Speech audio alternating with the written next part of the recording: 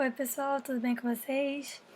Bom, hoje estou voltando a falar de assuntos de língua, vamos falar de semântica hoje, tá legal? Espero ser bem sucinta com vocês, né? A gente vai fazer uns 2 exercícios, mas vocês vão ver que é a temática mais tranquila dentre as temáticas de língua, tá legal? Vamos lá. Bom, o que é a semântica? Semântica é o estudo do significado, né? Então a gente de cara consegue lembrar, né? Se você já fez Enem, provavelmente fez, daquelas questões que perguntam exatamente ou falam sobre o significado daquela palavra específica que a gente dificilmente sabe o que é. Então a gente vai falar sobre esses tópicos aqui. A gente vai falar de signo linguístico, de sinônimos e antônimos, de hipônimos e hiperônimos, apesar deles aparecerem um pouco menos agora nos vestibulares atualmente, mas é importante saber. Polissemia e ambiguidade. Então tá. Começando pelo signo linguístico, né? O signo linguístico ele é constituído de significante e significado. O que é o signo? É qualquer objeto, forma ou fenômeno material, né, capaz de representar uma ideia de algo diferente dele mesmo, né? Para ficar um pouco mais claro, né? Vamos ver aqui quais são os seus constituintes, né? O significante, por exemplo, é a imagem acústica, né? É uma representação mental, psíquica do som de uma palavra. Então, quando você escuta o som de uma palavra, a palavra mesa, você automaticamente cria uma imagem acústica, né? É um processo mental de reconhecimento desse som dentro da sua gramática internalizada, né?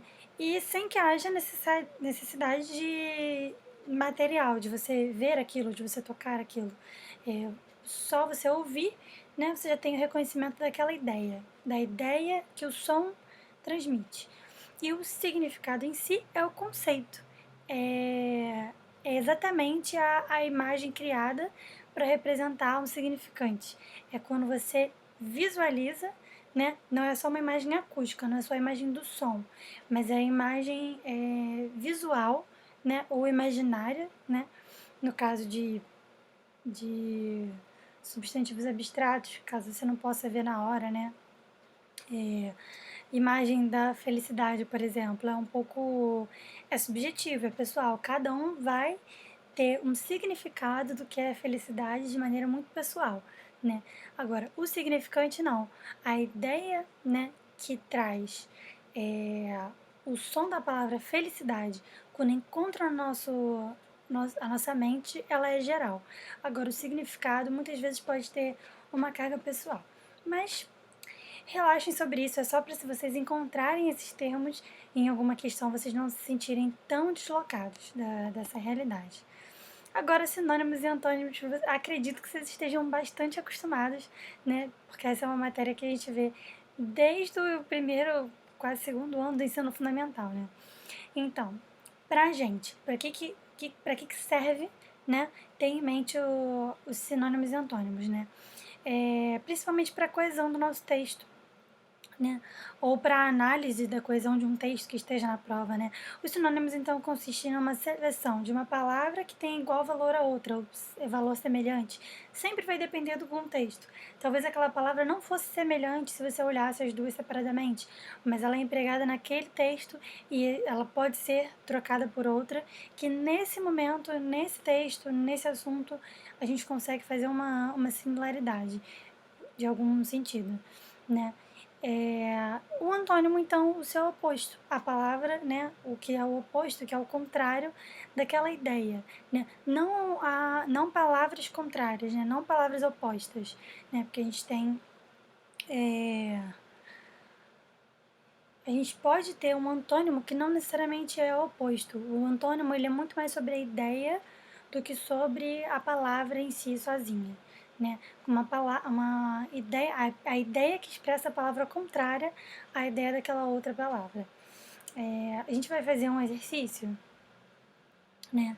Que é até um exercício um pouco mais difícil, mas é bom que seja mais difícil porque está sendo mais difícil comigo, né? E eu vou fazer uma seleção de exercícios e mandar para vocês pela pasta alguns exercícios mais perto da realidade. Mas vamos lá, vou dar uma lida aqui no texto para vocês. A chegada, vá lá, maciça de haitianos ao Brasil é uma ótima oportunidade para refletir sobre o que transforma grupos de pessoas em povos. E a nossa reação à, vá lá, invasão de uma medida insofismável de nossa generosidade. A discussão sobre o que constitui um povo não é nova e permeou parte do século XIX. A contraposição básica entre o jus sanguinis, direito de sangue, pelo qual a nacionalidade de um indivíduo é dada por sua ascendência, e o jus soli, direito de solo, pelo qual ela decorre do local de nascimento ou de um modo um pouco mais fraco do lugar que a pessoa escolheu para habitar. Então, já sublinhei ali, botei de vermelho as frases, as palavras, né, nas frases. Nessas frases, os termos insofismável e permeou têm, respectivamente, sentido de... Então, vamos lá. Estudo do significado, né? A gente vai ver aqui insofismável e permeou.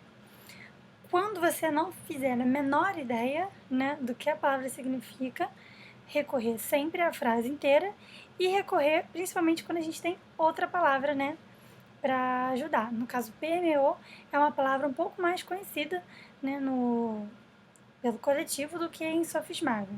Insofismável a gente tem ali um prefixo in que se repete em todas aqui, né, em todas os substantivos, então essa parte não ajuda muito. Agora, sofismável não existe sozinho, mas lembra a gente de sofisma, né?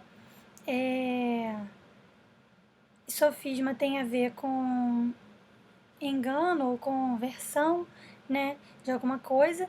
Caso você não saiba isso, e é completamente aceitável que a gente não saiba o significado das coisas todas, né, das todas as palavras do nosso vocabulário, a gente tem a palavra permeou, o verbo permear.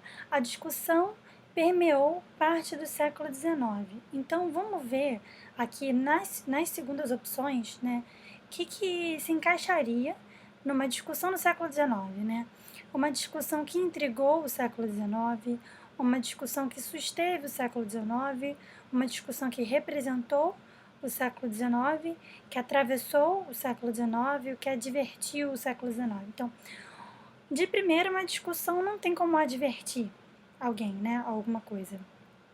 Nem sustentar, principalmente um século, né? Uma discussão não sustenta um século. Um século, ele pode ser marcado por aquela discussão, ele pode ser até permeado, né? Quer dizer, o permeado, ele é exatamente estar ali, né? Estar ali de alguma maneira, né? Vamos ver então. Acho que atravessou é até um termo bastante usado quando a gente fala sobre, quando a gente tem esse tipo de frase de análise sobre um momento, né? Então, aquele clima atravessou toda aquele período histórico, né? Então, atravessou tem muito a ver. Agora vamos ver irrefutável, né? Vamos reler a frase com irrefutável. E a nossa reação a, vá lá, invasão é uma medida irrefutável de nossa generosidade.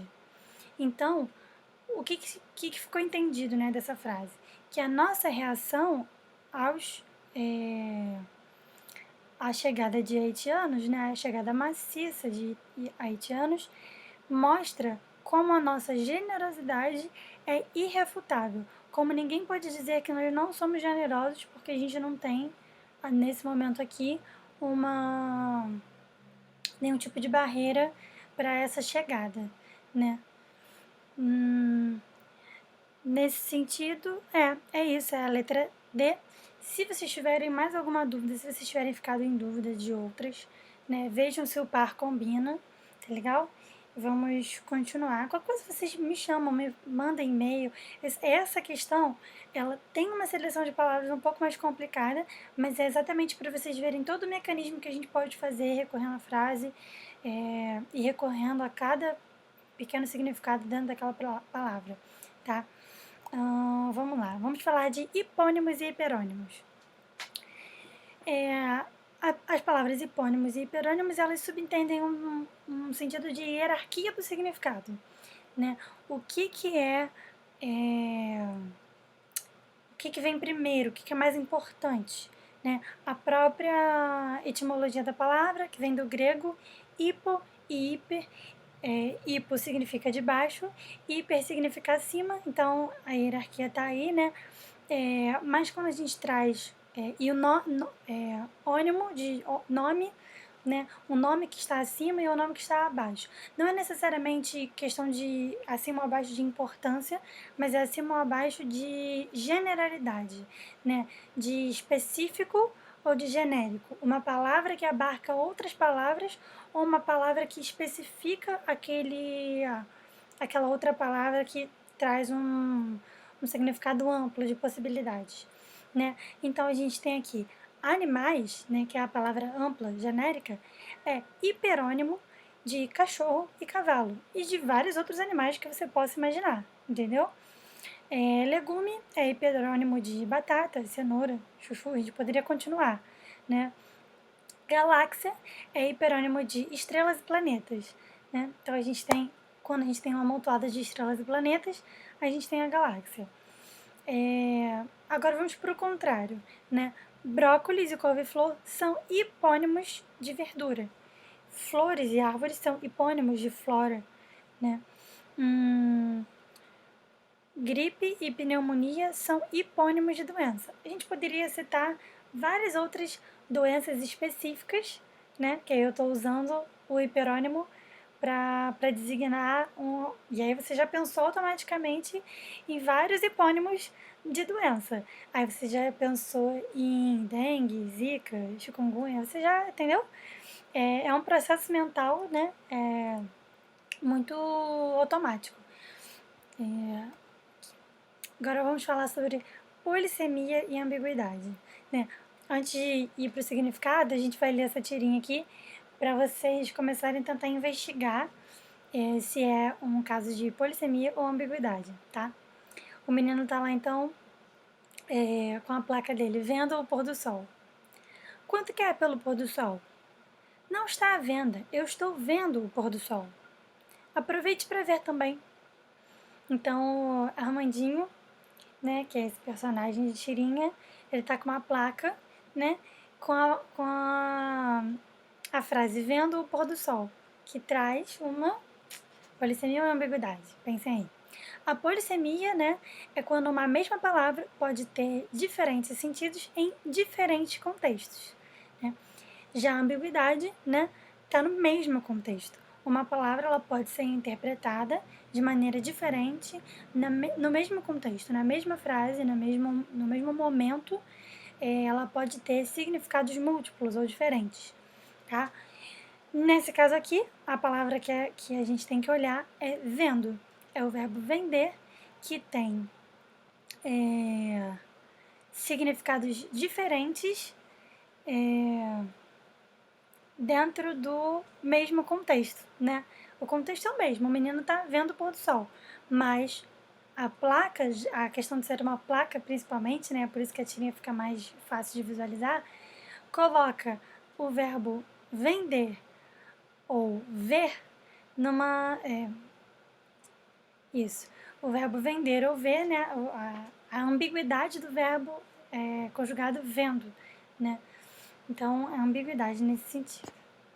Agora vamos ver uma questão aqui. Observamos na tirinha da Mafalda de Quino que a palavra cultura adquiriu uma multiplicidade de sentidos, né? Essa multiplicidade de sentidos que uma mesma palavra pode apresentar em diferentes contextos de uso chama-se. Então, fiquem ligados como é importante vocês conhecerem o conceito, esses conceitos que a gente falou aqui de semântica, né? Todos eles. Como é importante, às vezes não é nem tanta interpretação daquele texto, mas às vezes se você saber o que significa, né? O que, no caso aqui, saber o que significa polissemia. O enunciado próprio da questão deu o significado de polissemia, que é a multiplicidade de sentidos da palavra cultura em diferentes contextos de uso, né? Tá ali, polissemia. Vamos ler a tirinha. Dei resposta antes de ler a tirinha, gente, mas não foi eu, vocês viram que foi o enunciado da questão, que já falou. Multiplicidade de sentido, contexto diferente, né? Então, o menino diz: Você leu isso? Aqui diz que a TV é um veículo de cultura. Um veículo de cultura? Aham. Toma. Bem, bem. Ah. E aí quando ela olhou pra televisão, ela viu um monte de. Uma ação, né? Provavelmente a gente imagina que uma ação de briga, luta, alguma coisa assim. E aí a Mafalda diz: Se eu fosse a cultura, saltava do veículo e ia a pé. Quer dizer, não tá te levando a lugar nenhum, né? Tá parado. E, e que cultura é essa que a televisão tá propagando? Que no caso ali é de violência. Então, múltiplos sentidos de cultura, né? A cultura como um personagem que poderia saltar da televisão e ir andando, porque esse veículo não tá levando ela a lugar nenhum, né? Fisicamente falando. É, a crítica à cultura da violência, que às vezes a televisão, filmes, séries, que seja, expressam, né? Ou contribuem para. E a cultura que o rapaz lê, né? O que ele tá lendo ali que cultura é essa, esse imaginário do que é cultura popular que passa na televisão que o menino tá lendo ali no jornal. Bom, pessoal, foi isso. Então, nossos próximos encontros serão sobre modernismo, primeira e segunda fase, tá legal? Beijão, bons estudos!